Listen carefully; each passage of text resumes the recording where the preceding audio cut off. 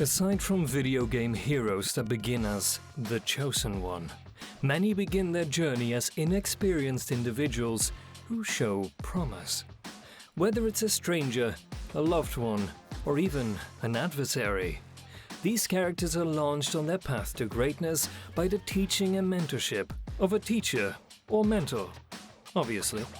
All pupils are expected to outperform their teachers at some point, but the bar is set ridiculously high in some circumstances, especially when the teacher in question is a true god.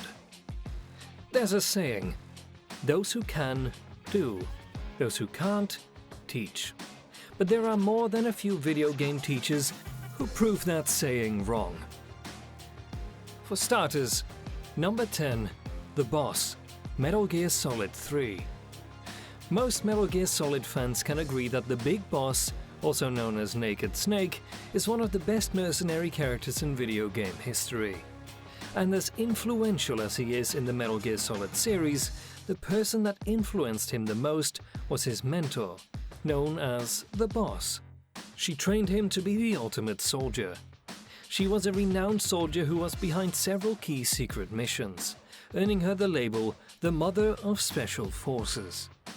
Naked Snake must kill her in Metal Gear Solid 3, which he finds difficult to accept. He is the only one who can take her on, and her death and the words she gave him had a profound impact on him for the rest of his life. Number 9. Darth Vader, Star Wars: The Force Unleashed.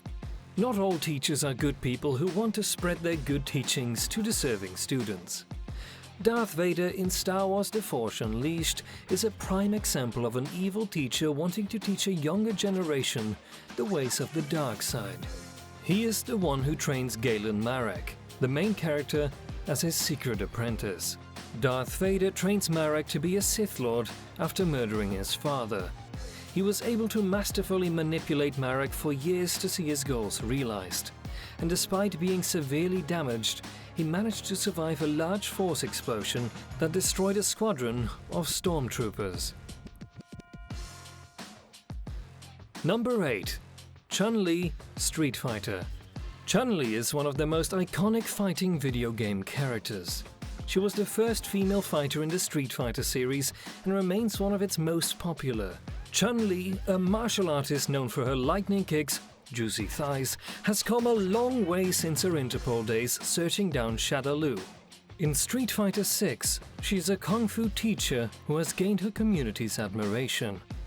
It can be assured that she is still considered the strongest woman in the world, even with a more peaceful lifestyle.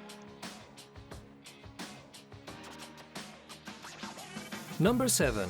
Heihachi Mishima, Tekken.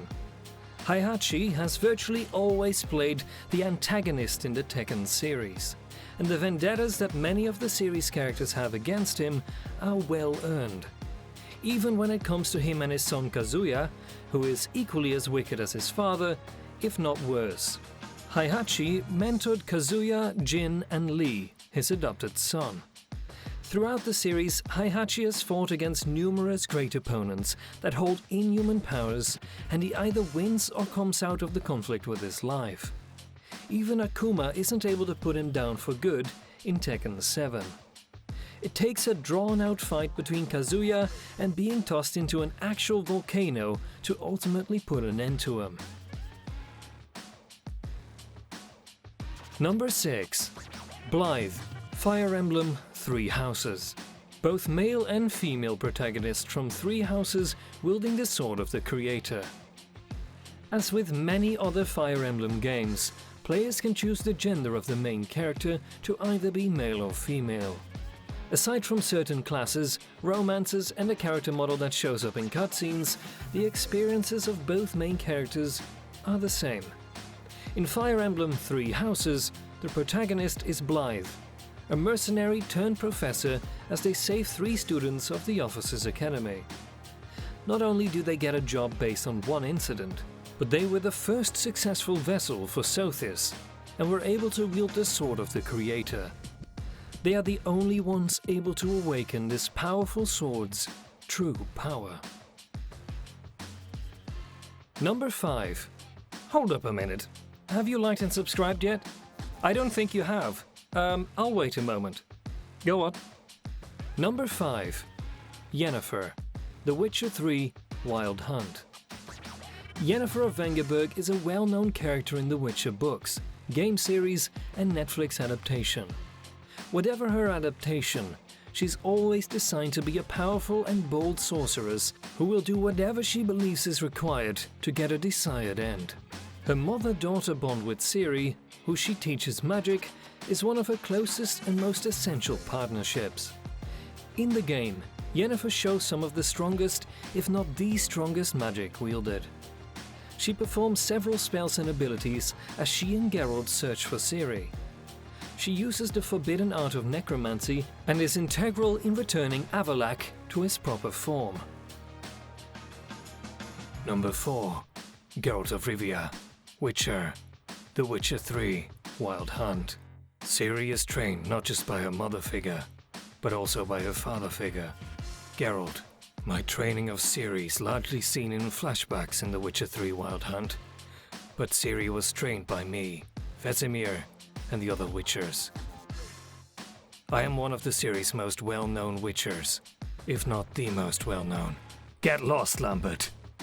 I have superhuman speed and strength that goes even beyond the skills of other Witchers. I'm an expert swordsman in hand-to-hand fighting, and I can defeat opponents without the need of my weapons.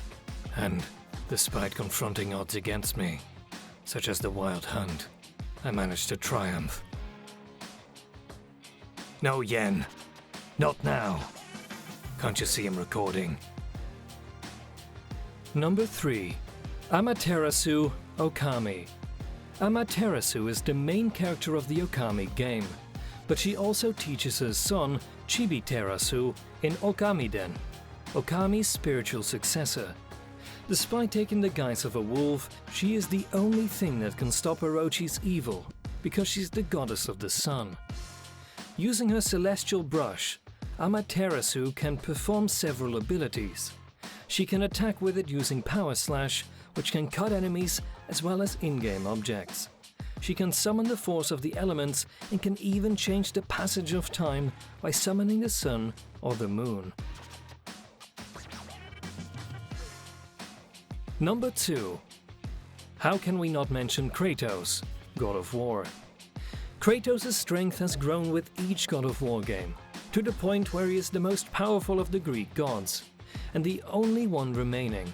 When he fled Greece following the events of God of War 3 and ended up in the Northlands, he finally married Faye and had a son named Atreus. 2018's God of War sees a different side of Kratos as players watch him try to be both a warrior and a father to his son. For half of the game, fans of the series get to watch Kratos wield a new and powerful weapon, the Leviathan Axe, though he does end up wielding the Blades of Chaos once more. Number 1. Raiden, also known as Raiden, Mortal Kombat. Raiden is a well-known character from the Mortal Kombat fighting game series. He's been a mentor and advisor to Liu Kang and the others of Earthrealm's champions since the beginning. He also serves as Earthrealm's guardian. There are many great fighters on Earthrealm, but Raiden's abilities as a true god of thunder cannot be underestimated. He has control over electricity, and many of his moves incorporate his control over the element. He can see the future and even heal and bring back the dead, as seen in 2011's Mortal Kombat. Even without his powers, his millennia of knowledge and experience have allowed him to know and master many martial arts.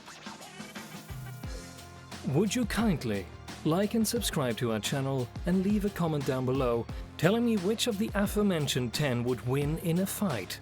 Yeah, and I get it.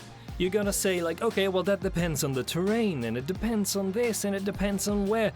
Planet Earth, on top of a mountain, it has a flat area, let's say 30 feet by 30 feet.